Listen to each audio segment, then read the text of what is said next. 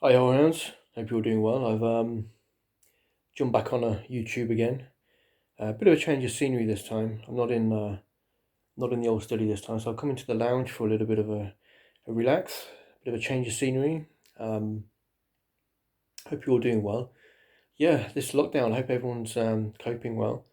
For me personally, like I said, I've been doing a lot of writing and working on the extra scenes for Nest of Vampires. I'm really excited about getting these scenes shot now. I guess there's not a lot of distractions really, is there? There's no bars to go to, no cafes to go to really.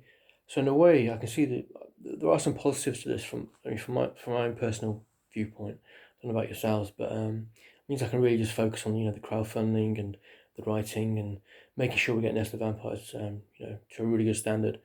Um, yeah, a lot of horror fans ask me what's it like working on like film sets, and to be honest, from my experience, there's always a little bit of friction on a film set. Like you get a lot of creative people, you lump them together, and it's always going to be a little bit of friction. It's pretty normal, really.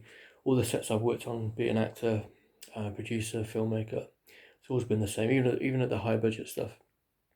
I went down to Dulwich in South London over a year ago to meet my friend Wei Sai. He was one of the assistant directors on Skyfall, the James Bond movie, and he just got back shooting Bleeding Steel with Jackie Chan. Same thing, a lot of arguments behind the scenes, a lot of friction. It's pretty standard, really.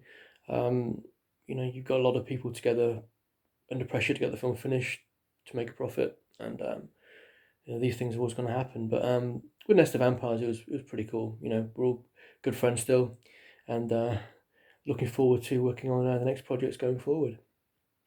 But yeah, I've been watching a lot of horror films. Got a lot of obviously more time on my hands now in this lockdown situation. So I've been watching a few horror films. I watched one the other night called The Jack in the Box. It's worth taking a look at. It goes into the mythology surrounding the Jack in the Box, and apparently one of the first recorded sort of tales of this mythological creature was in medieval France, which was pretty interesting to find out.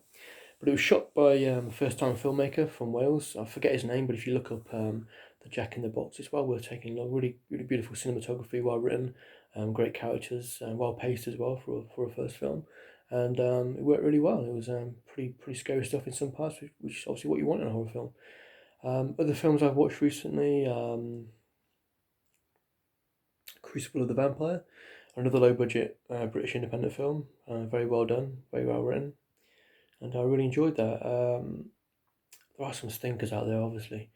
You can rent them out on YouTube for a few dollars, um, but there are some pretty poor independent films out there.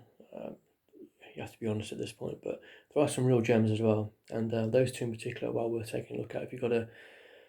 If you're stuck with something to do, you're getting bored, stuck inside all the time, it's well worth taking a look at those two films.